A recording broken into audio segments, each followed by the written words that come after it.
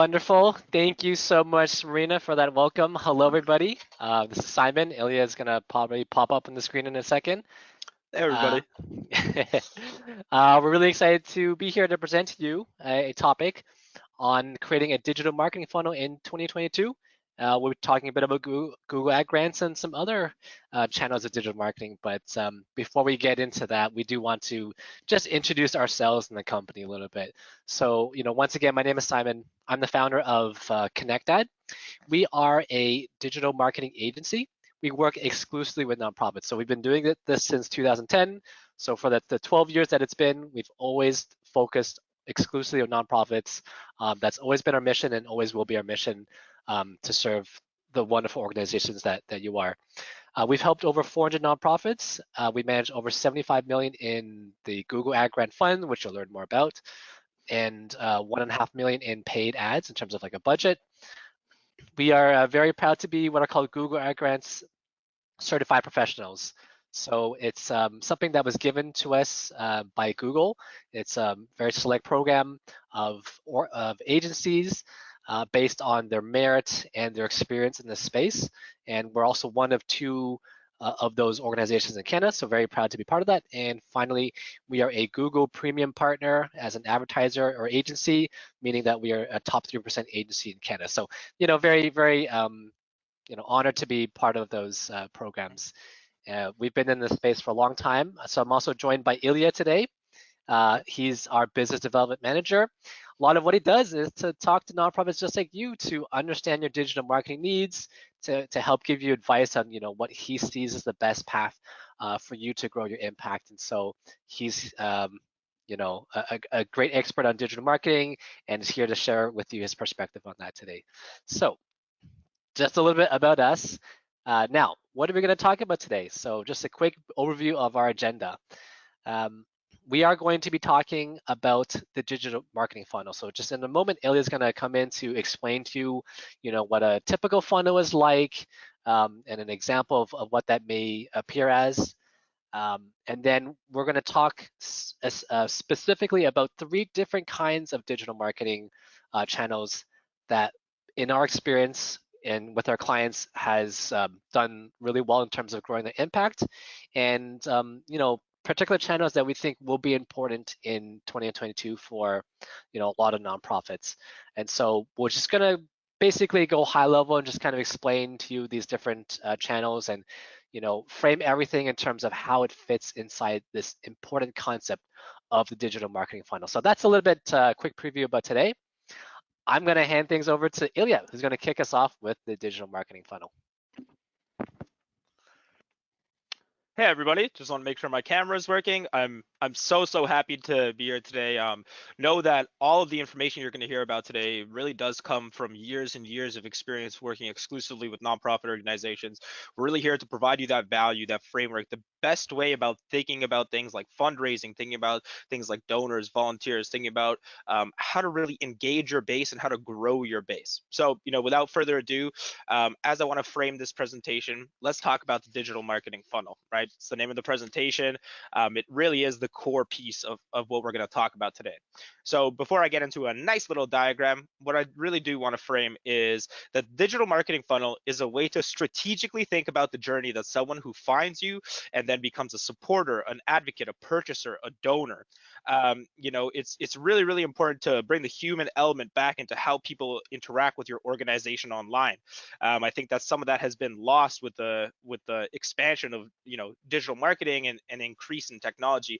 But what we really want to do is focus on the journey that someone takes from discovering your organization through a variety of channels that we'll mention today to actually engaging them and then pushing them further and further down the funnel. Now, the reason the digital marketing funnel is important as a concept is that understanding the funnel, understanding your funnel, will help you do 2 things. It'll help you increase the amount of people in your funnel, increase the awareness of your organization, increase the amount of people that know about the great work that you do. And 2, it'll help you figure out where in the funnel you really need to focus in order to push people further down, right? Further down into areas that you want them to take some sort of action, whether that's donations, whether that's advocacy, whether that's signing a petition, whether that's being a volunteer or purchasing some products from your organization, right?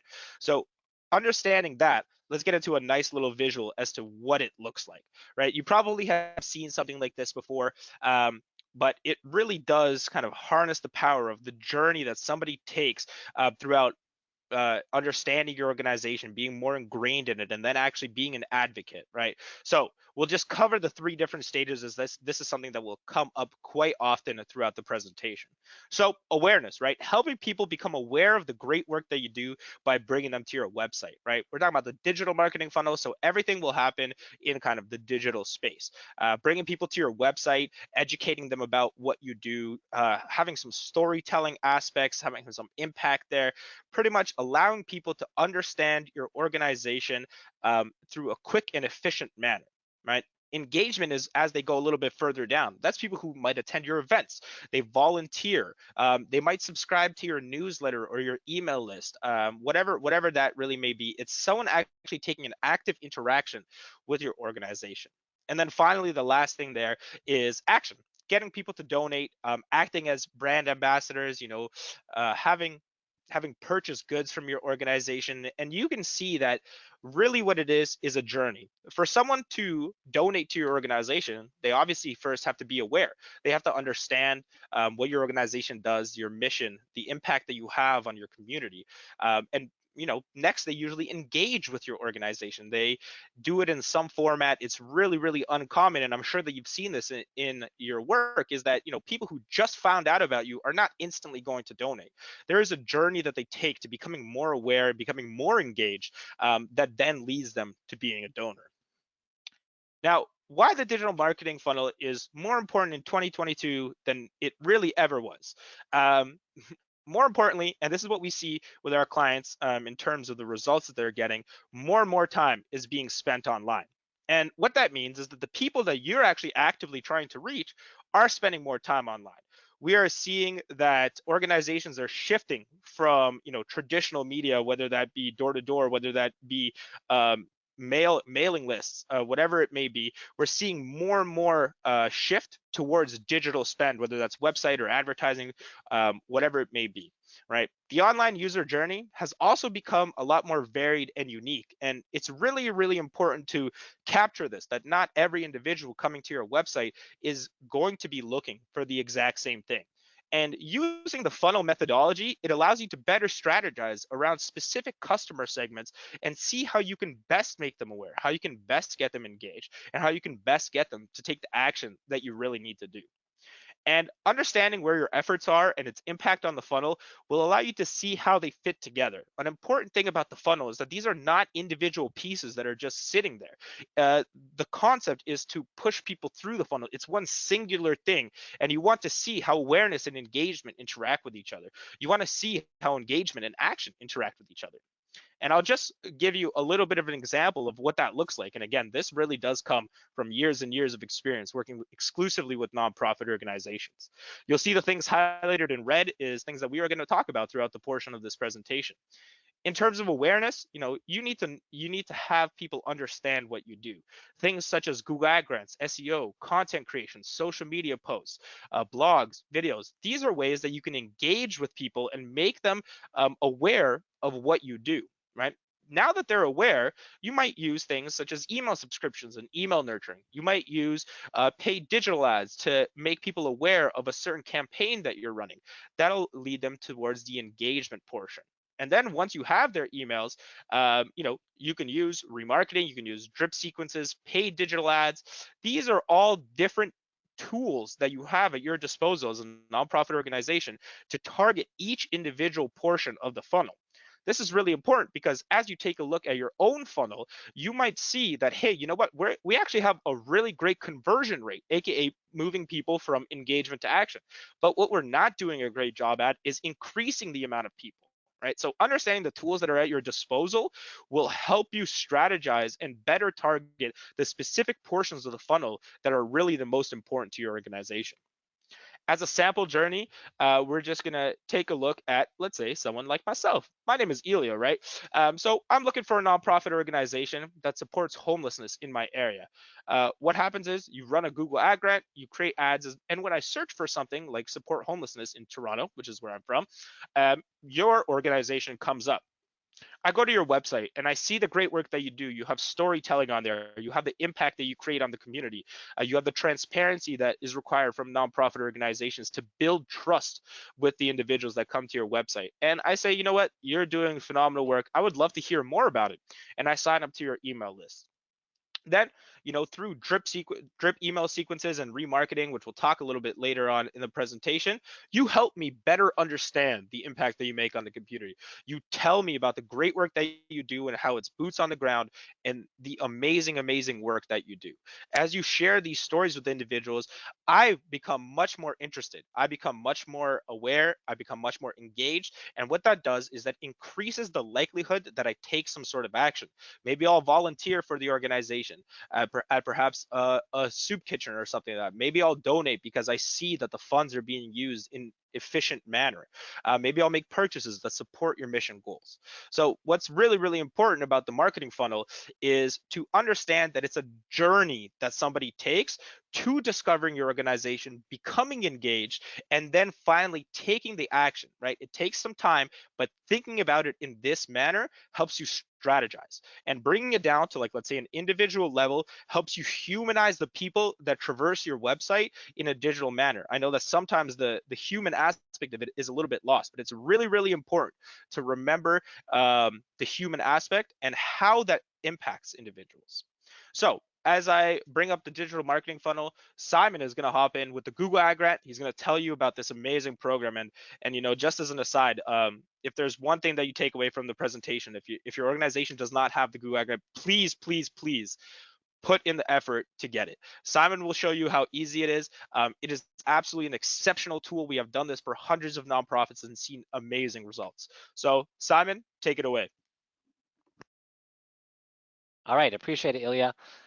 So, Ilya was just kind of explaining the concept of the digital marketing funnel and mentioned some of the different possibilities. And so the Google Ad Grant is one that's, near and dear to us because we think it's such an important tool. And that's why we really want to highlight this as a tool that can be very useful within your funnel. So I'm just going to start by explaining what the Google Ad Grant is for people who are not familiar with it, and then we'll talk about kind of its place in the funnel. So what you can see on the screen, $10,000 per month in free Google Ads advertising. So just to make sure that's clear, you can think about it as $120,000 per year in free Google Ads that you can use to promote your organization. So just a really quick piece in terms of how that works.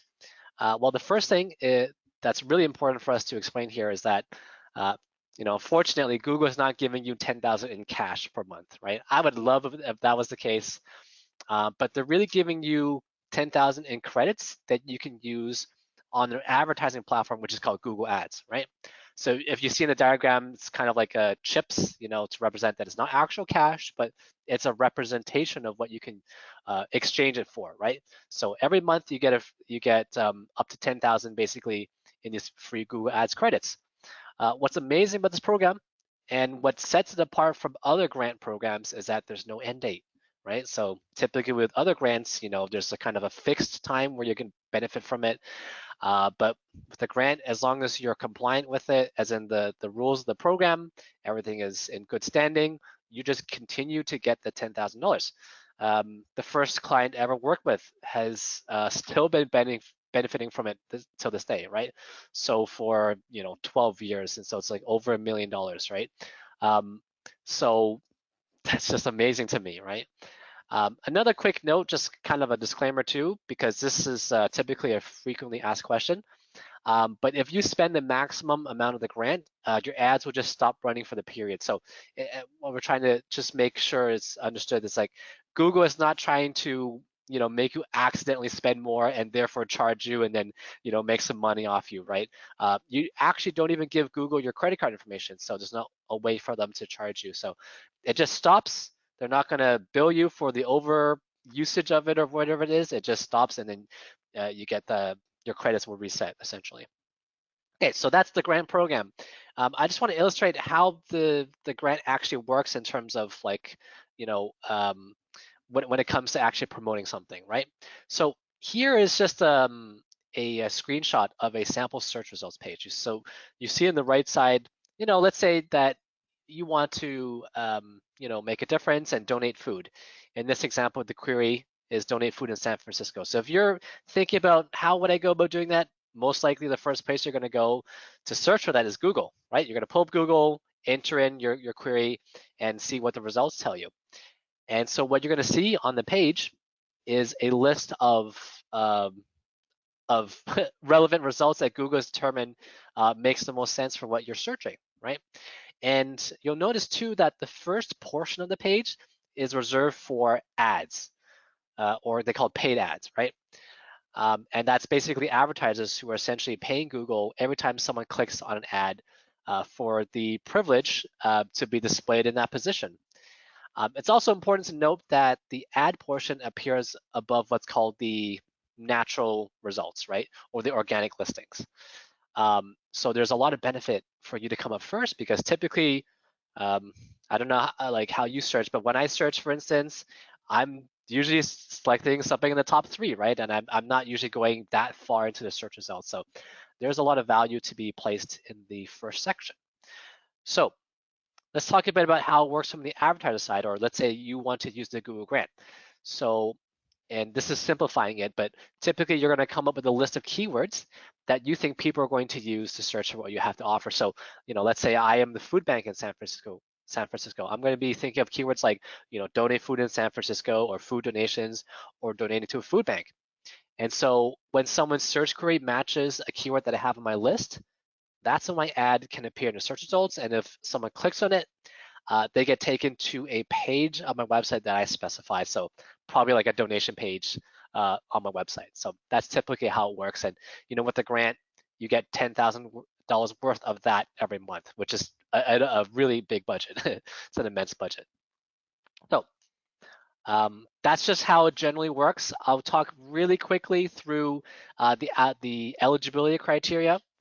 It's important to understand this because, essentially if you're eligible for the grant, you have a very, very high chance of getting it.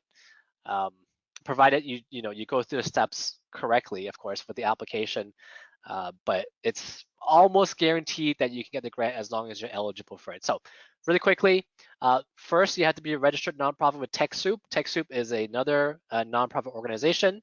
They help Google qualify that the organizations that come to them are the legitimate organizations. They represent the actual organization, and they are indeed registered nonprofits. If you're not currently registered with TechSoup, you can just go fill the application out. It's also relatively simple, right? So just register with TechSoup first before you get the ad grant. Number 2, you have to have a good quality website, something that you own. And number 3, you cannot be a restricted type of nonprofit. And so generally the ones that we see that have the most questions are hospitals or medical centers, right? As well as schools, childcares, and universities. And those that has the most nuances to it. And just to kind of give you high-level understanding, although we can't get into every specific little case, if you're a health-related nonprofit, that is totally okay. We work with tons of those types of organizations. They're more trying to filter out for the institutional large treatment centers, right? So that's why we said, the big hospitals, for instance. And you could be a hospital foundation, by the way, but just not the actual treatment center itself. And then for schools, typically the ones that we see that are not eligible for the grant are the universities, the actual educational institutions. We work with university foundations. That is totally okay, but just not like that large educational institution itself. So yeah, those are just some of the high level understandings of the eligibility criteria, right? So assuming you fit all of those things, let's talk about why this is such an important tool for nonprofits in general, and also just in the context of the digital marketing funnel, right? So first thing, I think it's so accessible to nonprofit organizations. It's provided you're eligible, it's really not that difficult to apply for and get the grant, right? So to me, that makes it really accessible for a lot of people to actually get this. And for other reasons, it's actually quite accessible. So just going through the next points, I think it's important because it's a great introductory product to understanding digital marketing and the funnel. And it's great for a couple reasons, right? First off, it's free, right? You're getting free ad dollars. And because of that, it removes one of the large barriers to trying digital marketing, which is typically that you have to pay for the listings or the ad space, right? Or for when people click on things. And so, whether you're a small nonprofit or a large nonprofit, um, we think about budgets and things like that. And so when you can access $10,000 in free advertising, it helps at least push that forward to at least try it out, to demonstrate success in that arena, right? So that's a big reason why I think it's a great introduction to experimenting with digital marketing and the funnel. The other big reason is that it can really be used at every part of the funnel, right?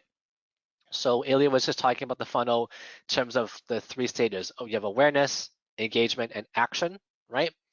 And it's great at every part. It can be successful at every part, and we've seen that with our clients. And so also because it's free, it gives you a lot of liberty to just try to experiment, and it gives you a lot of license to fail. And because of that, you just get to try a lot of new things. Try something that's for awareness, or try something that's more targeted towards the action stage. And if it doesn't work out, you can tweak it. You can try something different, go at a different angle. So because of that possibility, it's just so good to just experiment and see where you can find success from within the funnel, right? So I do want to explain a little bit about why the Google Ad Grant, or how it fits into each part of the funnel, right? So let's say you want to, just kind of generate awareness. And, for some organizations, there's tremendous value in doing that. One of my favorite examples of this is we work with a women's shelter, and for them, it was so important to tell women who are facing abuse and violence that they were there as a resource to help them. So there's tremendous value in getting awareness out there. So what you can do with the grant is, and we think about in terms of keywords, by the way, right? Um, you want to try to promote the people who are on Google looking and searching for your cause area. So in that example, if you're on Google searching for help from violence, that's a great place for you to look for it. And so that's also where you as a nonprofit want to be. And so with the ads, you can promote to people and bring them to your website who are looking to be searching for that particular need, right? It also works for engagement. And so if we go a little bit down the funnel, people are online looking for things to do, right? Could be general events. Maybe you're looking to volunteer, right?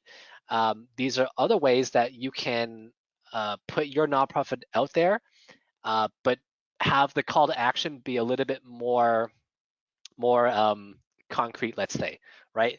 So someone's looking for an event, you bring them to your site or your page where they can sign up for the event or volunteer or sign up for your email list, right? And then action, right? Let's say you want to go for promoting a purchase of a service or good that you provide, or you're trying to get a donation, monetary, food, in kind, those kind of things. You can put that kind of message out there for people who are searching for that, and bring them to your site and attempt to, go for the end stage, which is to get them to fill the action. Of course, it might not work out because you might find that people are not ready to do that right away, and that's why you have to experiment. If you kind of get the insight where you're bringing a lot of people to this page, but no one is really following through, it can be an indication that you need to take a step back, think about, let's engage them higher up on the funnel and see how we can over time develop a relationship with that person, and then go for the ask for the ultimate action that you want, right? So, and likewise, if you find that it's not working at the engagement stage, maybe you go up a step higher and just try to get people aware of who you are and what you do, and just so you're on the radar, and then they can eventually engage and then take action, right? So perfect, to me, a perfect vehicle and a perfect tool for you to use to try all those things and see what works and what doesn't work, right? So that's the Google Ad Grant. I'm a huge fan, huge advocate for it. I want to now talk a bit about paid ads, and it's kind of an extension of the Google Grant. In fact, the Google Grant is essentially a form of paid ads. And so what I mean by when I say paid ads, I essentially mean that you are paying for traffic to your site, or paying for awareness, or paying for exposure, right? You're buying into some kind of media platform to get that exposure, right? Google Grants is just a free version of that, and it's amazing, but it also has its shortcomings. And these are ways that you can supplement by using paid ads. And that's, for instance, if you want to dedicate some of your budget towards those platforms. So why should we talk about paid ads? Because the grant sounds great. Why talk about paid ads? Well, first of all, I do think it's a good way to diversify the way that, let's say you have a marketing budget and marketing dollars and resources and things like that. It's a great way to diversify it. And then this is something that I feel that, when the pandemic started, it kind of showed me that if you put all your eggs in one basket, um, maybe that works out for you, but it also puts you at risk for big changes that could also be very detrimental for you. And so if you have a diversified way of reaching your audience, when something big like that, like something game changing like that happens, one thing may not work anymore, but the other thing can pick up the slack, right? So, perhaps if you relied a lot on in-person events, for instance, you kind of diversify things, it's a little bit better. So same with marketing, you know, uh, instead of just relying on perhaps more traditional stuff, you can really mix in some more digital channels. And it's a great way to kind of just balance where people are coming from. Uh, what we've seen personally in our in our agency is, especially last year, was an increased interest and willingness to do digital. We saw that both in terms of new clientele that we got, but also from existing clientele who want to expand what they did and really increase their buys with us. So that was something that we noticed in 2021, and we feel will continue in 2022 onwards.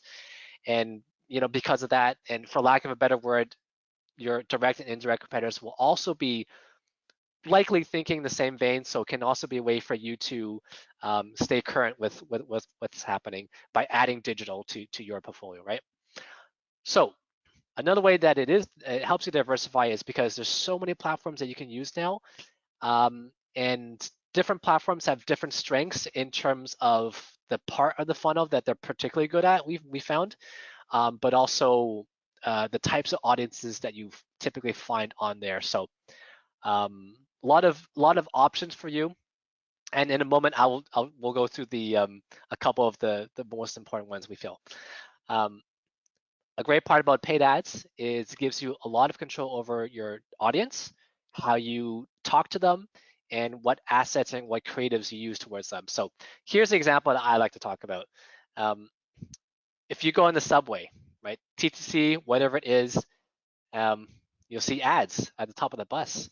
And so, there's value, but what's interesting about the ads is you don't exactly know who you're going to get. You don't exactly know who's going to be looking at that. What you hope for is that you're promoting to a lot of people, and some subset of that audience are people that are typical supporters of what you do, right? So that's the idea. But with paid ads, because of all the options you have in terms of the platforms and what you can do with it, in terms of targeting, you can pre-select for people who belong in certain, let's say, demographics, certain interest areas, right, or certain patterns of behavior. And because of that, you can really kind of hone in on specific groups of people that you find are typical supporters, as opposed to blasting to everyone and hoping that some subset belongs to what you're trying to do, right? So you get so much control when you talk about paid ads and digital. Omnichannel is beautiful because it lets you have a very persistent presence, as in you're not just seen in one place, but someone notices you or your brand in multiple locations, and that helps bolster and enforce your overall presence to that person. You can control kind of what you do, balanced by impressions, clicks, visuals, and text. And to me, one of the probably undervalued parts about this is the analytics, the data that you get afterwards. In the example of the subway ad, you don't exactly know how many people saw your message, right? You may get some general statistics about flow and things like that, But with paid ads, you get really detailed breakdowns of how many people saw this, how many people clicked through, what demographics did they belong to, what are they generally interested in, and because of all that data, it just helps inform so much about what you can do afterwards, and also just helps you understand where you're finding success and where you're not finding success. So to me, that's so important, the analytics and the data tracking part about it. And also helps you really understand the return of what you get when you run paid ads, by the way. All right, so let's talk about a few of the channels. You know, there's a lot of social media channels for instance, but we're gonna just hone in on a couple of them. But first, I want to talk about the Google Display Network, because we were just talking about the Google grant, and that one is the field for that is typically in Google search results. But Google has something called the Display Network, and means that they have a network of advertisers that essentially sell portions of their real estate to promote ads that Google Google is selling, right? They're selling space for the website. So for instance, if you go to a news website and you've seen like banner ads or video ads or something, that could potentially be part of the Google Display Network, right? And so I guess the best way to visualize this is that those banner ads. And what we've noticed is that it's best suited for top of funnel type traffic, as in awareness. And the reason is because how these display ads are typically targeted is based on audiences, so demographics, interest areas, patterns of behavior, right? And because of that, when you are actually shown the ad, it may be something that you're interested in, but not that you are necessarily searching for. An example with the website, the news website, I'm going there to read my news, and I happen to see something that may be in an area that I'm interested in, right? And because it's not what I was actively looking for, it also means I'm less likely to be in the mindset or the psychology of actually taking action on that and following through, because I just want to get my news. I just want to read the story, right? And so that's why we think it's best suited for awareness. It's a way to kind of bolster your brand. It's a fantastic tool for that because you can also get a lot of really cheap impressions or awareness of that, right?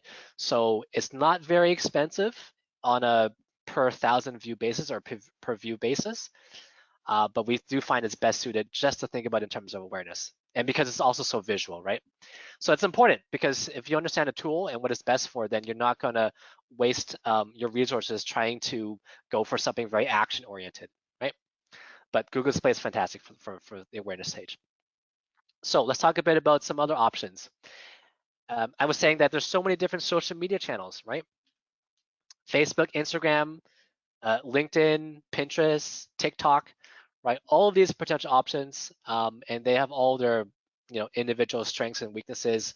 Also, general characteristics of who's on that platform, right? For instance, if you want to skew younger, you may be thinking about TikTok ads versus something that's like Facebook, right? So they have their own individual strengths and weaknesses. What we noticed in 2021 in terms of our clients and where they found the most success, we actually saw the most from Facebook and Instagram. Not to say that we didn't see success, but just holistically, these were the areas that we found the most media buying.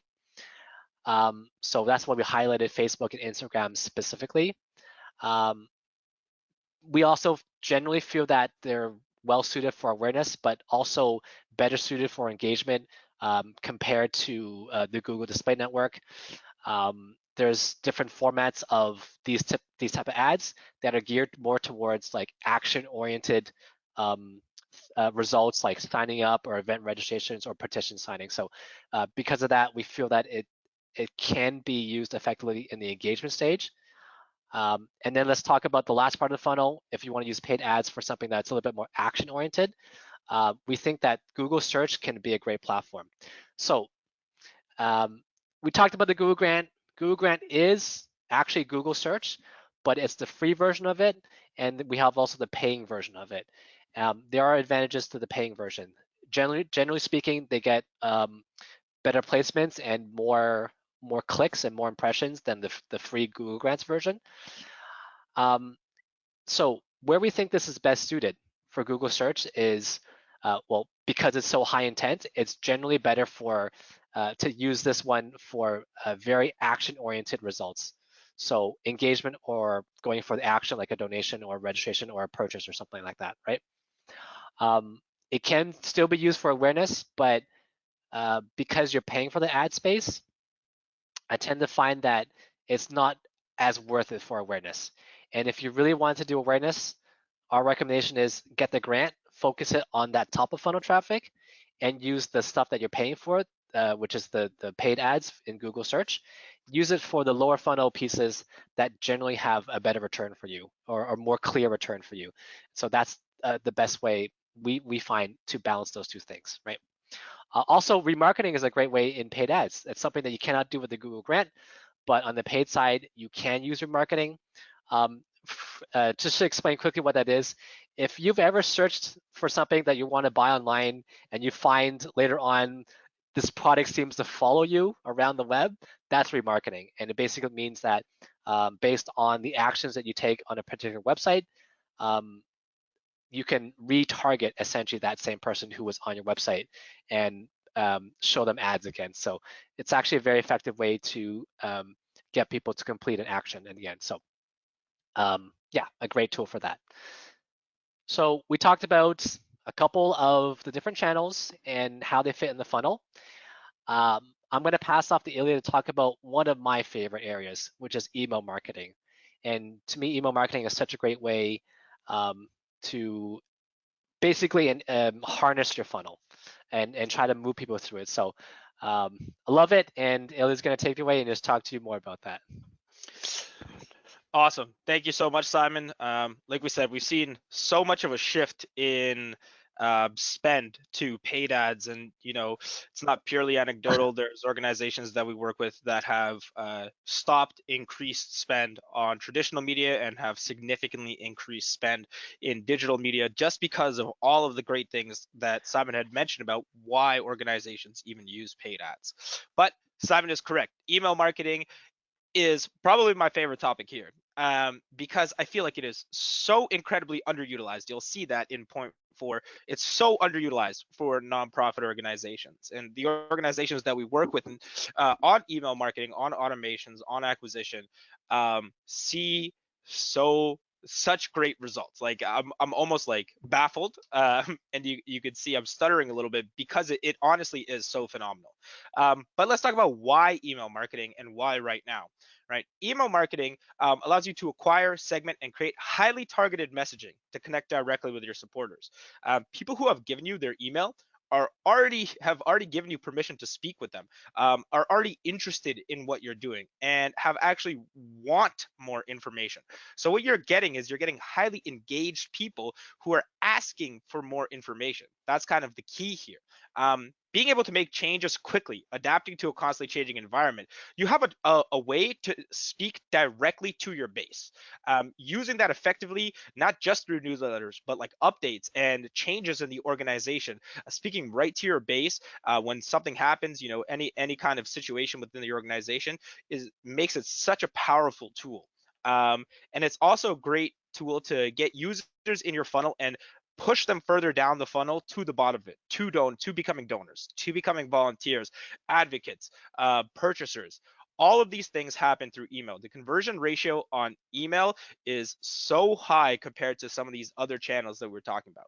Like I mentioned, most underutilized tool. We've been in the business since 2010, and we are now just starting to see organizations kind of wake up and see what it is that email marketing really is. Larger organizations are utilizing it, but smaller organizations have so much opportunity to do so. And finally, it lets you make direct asks to the people that are in your base. So again, visualizing this a little bit, having an effective email marketing strategy and system in place will propel you to push your contacts further and further down the funnel. Right. So we mentioned a bunch of different digital marketing tools to help bring people to your website, right? Whether it's the Google Ad Grant, whether it's paid ads, whatever it may be. But the goal is to get them to your website. Then, using good landing pages, use that traffic to acquire more emails. Now, having traffic for traffic's sake just to have them leave is not valuable to your organization. It's important that when you bring people to your website using all these tools, there's something for them to do, whether it's read a blog post or subscribe to an email like we're talking about in this case. It's really, really important that the traffic that you bring to your website using these tools is of high value. Now, using that traffic, you use good landing pages, visually friendly, clear call to action, has enough content, has the information that the person was originally looking for. Use that to acquire more emails. We've seen that in forms of maybe petition signing. We've seen that in forms of newsletters, like I'd mentioned. There's a lot of different creative ways. Now, once you get those emails, it's extremely important to understand where they came from and how to properly segment them. Just as a simple example, someone who donates $10 to your organization has to be in a different segment than someone who donates 1,000. They need different messaging. There's different things that they are looking for. And obviously, because of the different potential of $10 and $1,000, they need to be treated differently. Same thing as if someone comes to your website for a blog post and they subscribe for more blog information versus someone who entered your volunteer database, they need completely separate messaging. They want different things from you. And understanding that and being able to segment things effectively allows you to get higher conversion ratios on those exact things, more readership for your blog, more donations from donors, more purchases from people who have purchased previously, more and increased attendance for people who have attended either webinars, in-person events, lunch and learns, whatever it may be. Having targeted and specific content directly given to people who have given you authorization to speak with them on these topics leads to higher conversion ratios, right? Higher conversion ratios, like I said, means more donations, more purchases, more attendance, etc. Now, to visualize this a little bit more, use those channels, bring those people to your website, and understand where they come from an analytics perspective, right? Here at ConnectAd, we use Google Analytics as well as Google Tag Manager to really see the journey that a user takes to get to your website and how they travel afterwards after getting there, right? As I mentioned on the last slide, really see what kind of content they want. What are they interested in, right? You see that sometimes with organizations having little check boxes. They'd be like, hey, what do you want to hear about? Do you want to hear about volunteering? Do you want to hear about our humanitarian work? Whatever it may be, figure out ways to segment them. Now, segmentation, depending on your email marketing tool, and I don't want to get too much into this because there's a million of them, whether it's MailChimp or Constant Contact, Active Campaign, MailerLite, whatever it may be, we have a lot of experience in it. And segmentation varies from platform to platform, but the methodology of understanding that different people need different messaging in order to convert at higher ratios is really the core concept here, right? And we've seen this rather than having one general mailing list where you have a newsletter that just goes out to everybody, making content more specific based on things like open rates, based on things like click-through rates, based on things like conversion rates. People who are more active deserve more attention because they are a higher potential segment of individuals. Now, that was email marketing. To wrap up, let's really think about the digital marketing funnel. We've shown you time and time again through these different channels, through these different methods, that it's a way to strategically think about your efforts. Think about what portion of the funnel is really the most important to you. Do you need more people to know about your organization? Think about Google Display Ads. Think about the Google Ad Grant and using it for awareness. Do you have really good levels of engagement but can't seem to get people to convert? Well, think about looking strategically at your email marketing system, whether you're segmenting correctly, whether you're sending the right kind of content out. Thinking about the funnel allows you to analyze your current strategy, see where the effort is best used, and actually execute on areas that have the most impact on your organization. Develop systems to track and analyze and improve, move people further down the funnel. Constantly optimize your paid and Google Ad Grant campaigns. Look at your digital marketing analytics, your email marketing analytics, and see things like open rates and click-through rates, conversion rates. Use tracking to your advantage. It's probably like the biggest push and the biggest incentive to use digital ads instead of traditional ads is this analytic portion, and use it to your advantage. Finally, leverage the tools and resources that are available to nonprofit organizations. The Google Ad Grant is a great example of something that's specific to nonprofit organizations. Email marketing tools have discounts for nonprofit organizations. All the ones that I mentioned have pretty steep discounts for nonprofit organizations and have plenty of resources specifically to help you learn. All right. And of course, with the digital marketing funnel, that's kind of where we come in. We do this for organizations, around Canada, United States, internationally. We have been doing this for 12 years. We're a trusted partner, and often we're described as the organization that feels like an extension of your team. Just quickly, I'll talk about some of the things that we do. Of course, like I said, strategic thought partner. If there's one thing to take away, it's important to really strategize about what it is that you're going to be doing. All these bullets, I'm obviously not going to cover all of them, and you'll have the presentation afterwards to look at it.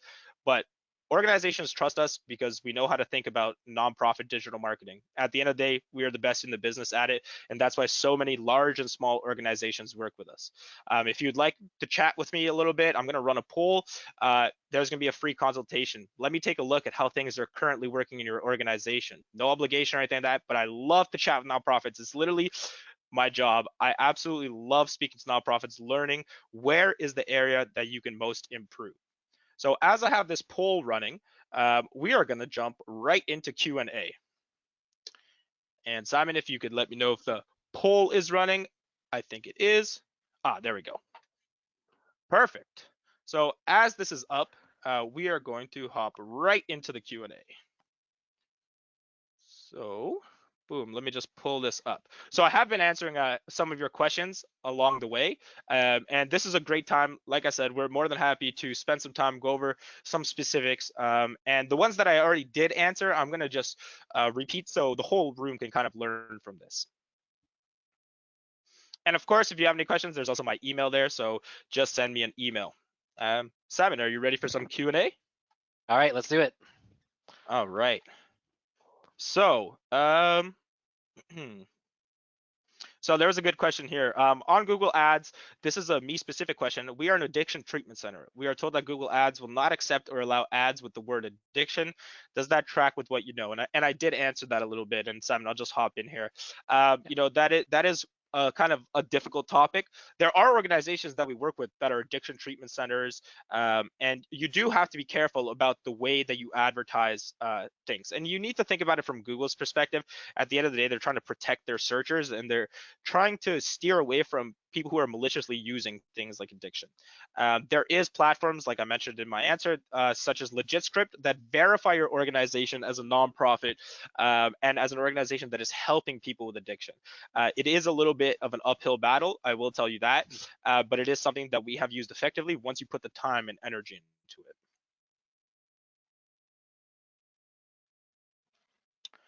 Question, and you could take this one perhaps, Simon. You say you are seeing more shift to newsletter subscribers. Do you have any data to support that, or are you speaking anecdotally? The poll is up, so we can't. The Oh, the poll is up. Sorry about that. I'm gonna close the poll for now. There we go. Okay, I didn't realize that would happen. I think that this particular question was when you were talking about the shift from traditional to digital, as opposed to newsletter subscribers necessarily. Yes. Yeah, so I think maybe that was just a little misunderstanding. Not to say that things are shifting towards newsletter subscriptions, but that we are seeing spend shift from more traditional forms to digital forms. And for our first-hand experience, we're seeing this in terms of our clients just increasing buys with us, and so greater portions of their budgets are shifting towards digital, and that's something that we really noticed in 2021. Anything else you would want to add there, Ilya? Yeah, it's something that we definitely see. Like I said, many organizations have come to us and said, we're not spending any more money on traditional media. We're not increasing our spend. Whereas usually you'll see year over year, you spend more money in areas where you see more revenue, right? Here, I'm mostly talking about things like donations and email subscriptions where they're seeing higher rates of that. We're hearing that organizations are not doing that anymore, that they're spending only increased budgets on digital because of the effectiveness and all the rates, all the reasons that we said in the paid ads portion. Question. Hello, great info so far. This might be a very basic question, but I'm wondering what tools are available to better understand your conversion rate. Thank you. I suppose if you want to clarify in terms of where specifically you're talking about conversion ratio, obviously, like I mentioned, we use Google Analytics and Google Tag Manager to understand kind of the flow of how individuals traverse through your website from the point of searching to clicking the ad, getting to your website, taking the action, right? We want to see that whole journey. That will give you that kind of information. Google Ads itself has information that it gives you if you input the conversions. If you're talking about, let's say, email, right? That will come from your email marketing software. It'll tell you things like open rates, click-through rates, and then using things like analytics, you can track when someone's clicked, open your email, clicked on your email, went and like donated. Let's say you're doing like a capital campaign or something like that. So at the end of the day, we really rely heavily on Google Analytics and Tag Manager, as that's kind of like the central base of all the information. Even when it comes to using like other platforms. So I hope I answered your question there. If there's one thing to look up there, it's Google Analytics.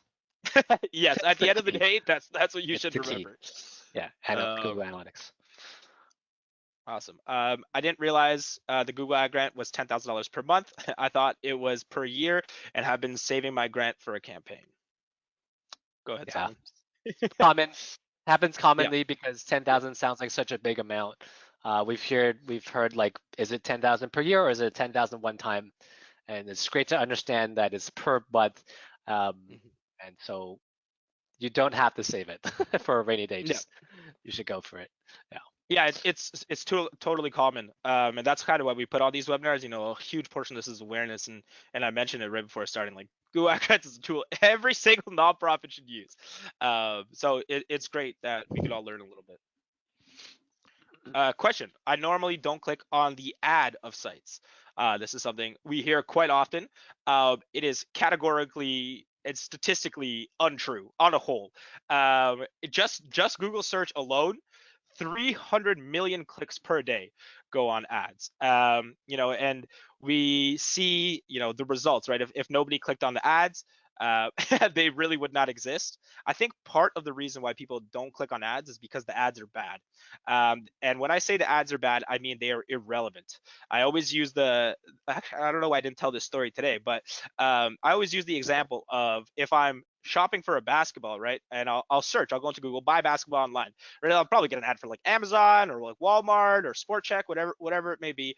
And it'll take me right to their basketball page, and I can browse and purchase basketballs, right? And they track all of that. Now imagine if I search buy basketball online and I got an ad for like snow pants, right? It's like such a goofy example, but what it does is it illustrates how important relevancy is when it comes to actually writing search advertising. I'm never clicking on the snow pants ad if I'm looking for basketball, and that's kind of a big reason as to why people don't click on ads, is because they find them useless, and that has to do with extremely poor ad quality, and that's like one of our biggest focuses here when we work with organizations to make things extremely relevant. I think you missed a question. Oh, did I miss a question? Yeah. Oh, I did miss a question. I apologize. What if you want to spend more than $10,000? Example, doing 20K overall for the month, using 10K grant, but then not having ads stop. Simon, you want to take that one? Yeah. So that's if you want to use more than 10K in a month, you would just have a parallel paid ad campaign at the same time as the grant campaign. You would put 10,000 in that one and use 10K on the grant side. So that's how you can do it. Or I mean, there's different ways to structure that. You can run them simultaneously, or when the budget for the first one runs out, you run the paid ad portion. So there's different ways to do that, but you have to do it in separate accounts. Yep. Question. You were talking about Google Ads. Does Google Display works too? This is a question that I answered as well. So for Google Ad grants, it's exclusively search ads. For now. That's true. Things always change. Question: how important is creating original content to attracting traffic to one's website and social media platforms? Any relevance to the Google Ad grant?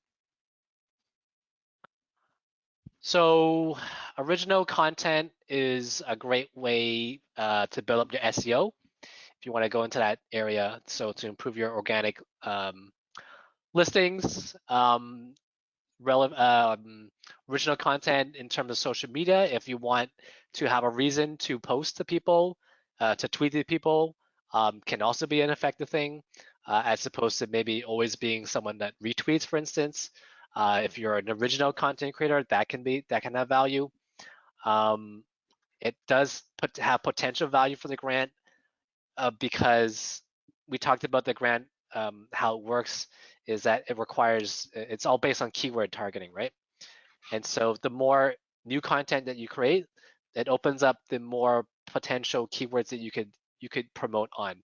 So for instance, if you only had one article, you're only ever limited to promoting the content that exists on there. It means there's only a certain finite subset of keywords in that list.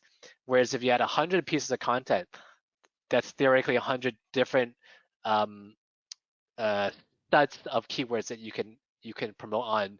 Therefore, you're much more likely to use more of the grant, right? To get more traffic by having that content. So generally, original content is a good thing for you to have for all those reasons.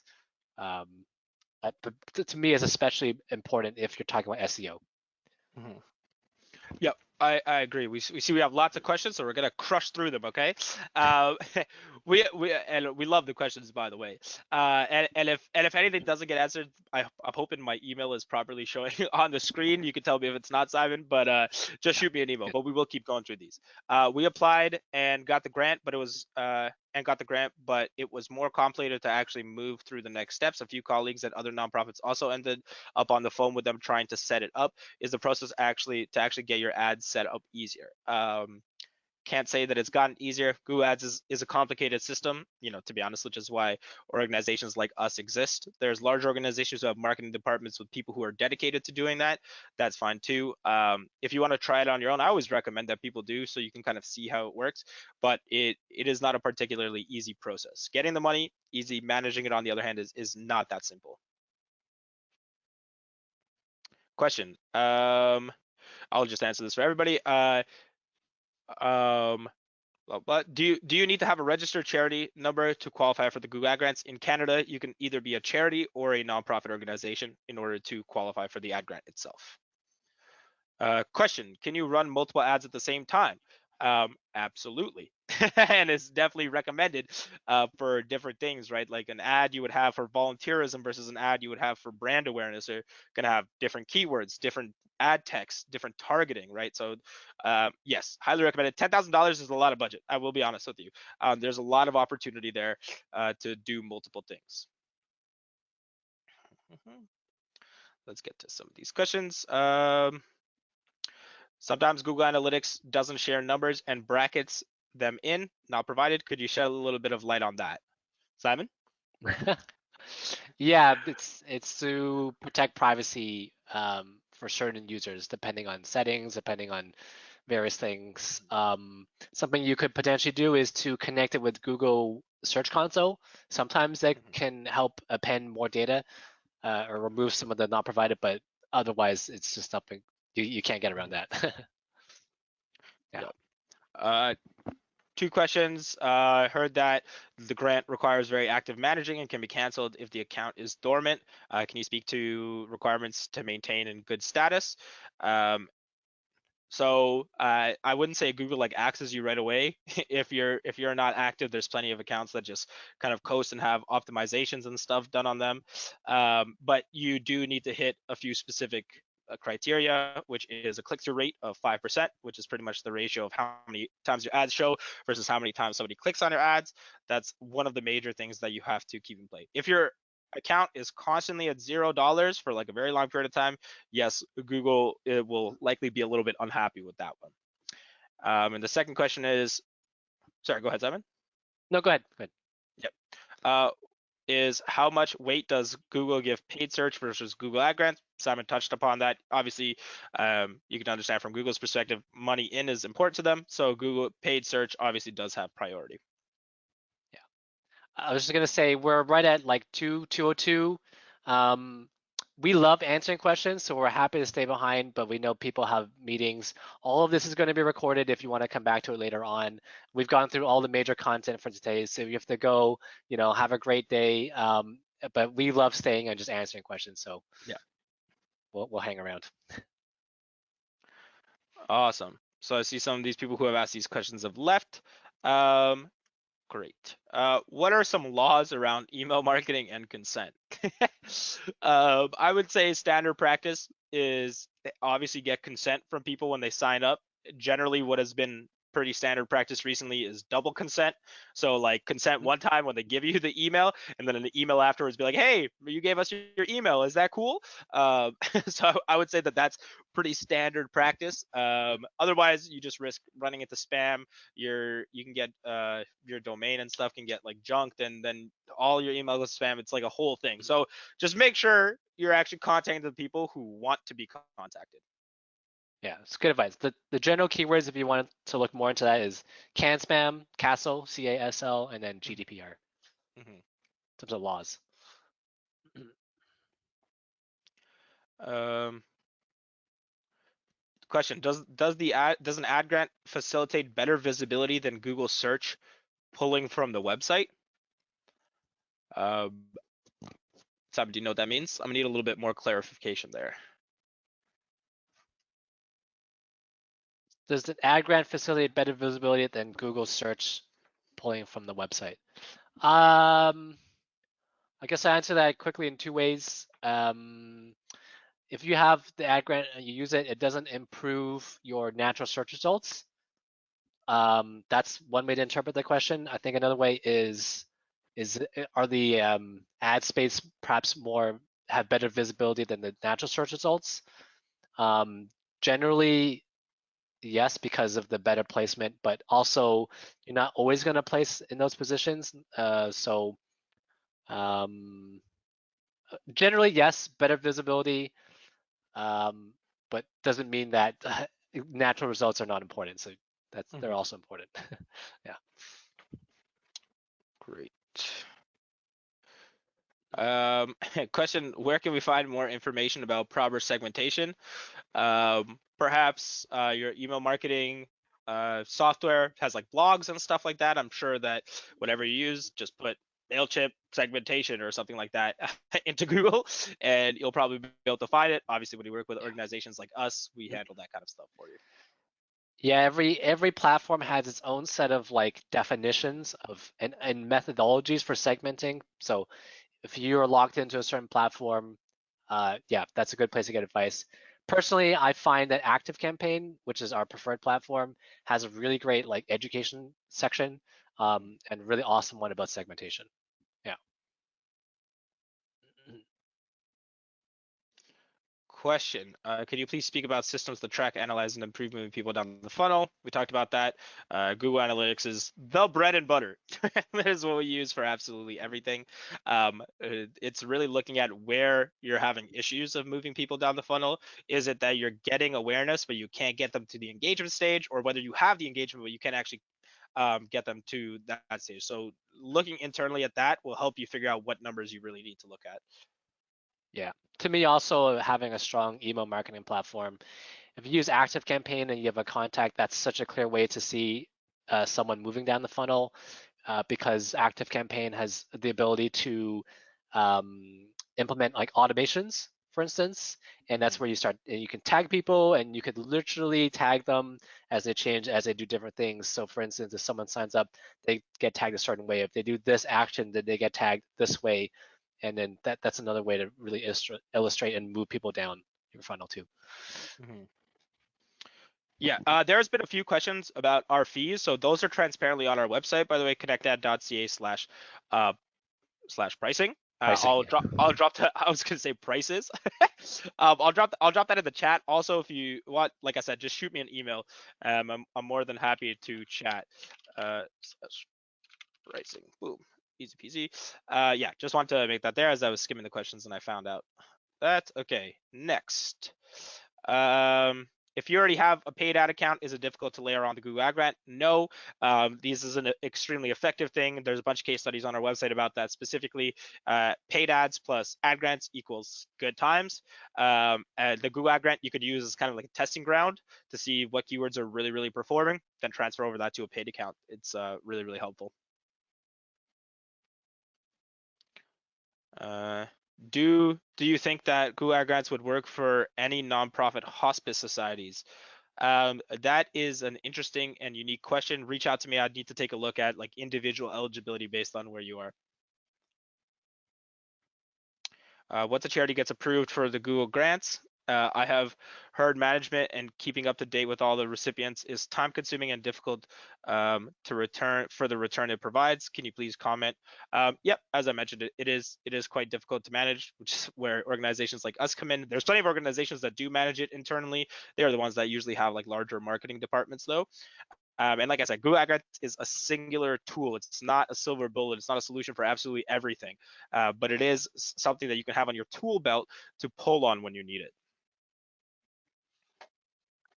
Really, I think we should probably actually take a few more questions because we're not Yeah, even halfway. We're less than halfway through the we're whole not even list. halfway. Yeah, everyone had so many questions. Honestly, you have questions, send them to me. I will Yes. answer them. Okay. Whatever they may be, just shoot me an email. I promise I'll answer. It's right here, Ilya@connectad.ca. But we will take a few more. Simon, did you have some in mind that you thought you wanted to cover? No, not particularly. I don't know if you saw anything. Let's take a look. This is so hard. um,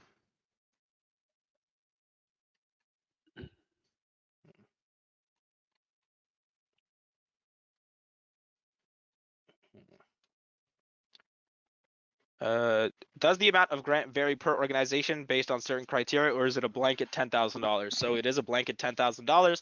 There are certain times of year, usually around the holiday season or something like that, where the Google increases it for certain organizations.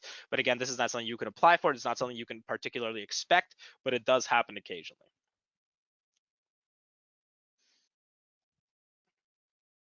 And we'll just do one more.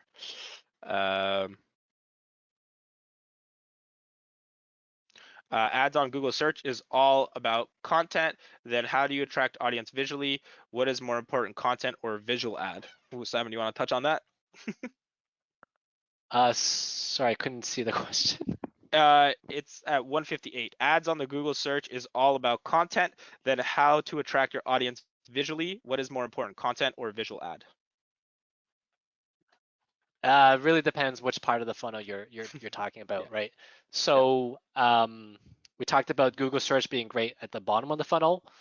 And then generally, I think that when I talk about visuals, I'm sort of more thinking upper funnel because the visual aspect of it is kind of just geared more toward that like awareness, brand building aspect to it. Whereas with the text-based the search content is like literally searching for something. I'm in the moment where I'm looking for an answer for something. So because of that, I'm so primed to go for that to complete the action. So it just to me that depends on where you are in the funnel. It doesn't mean that you can't do all of the above, right?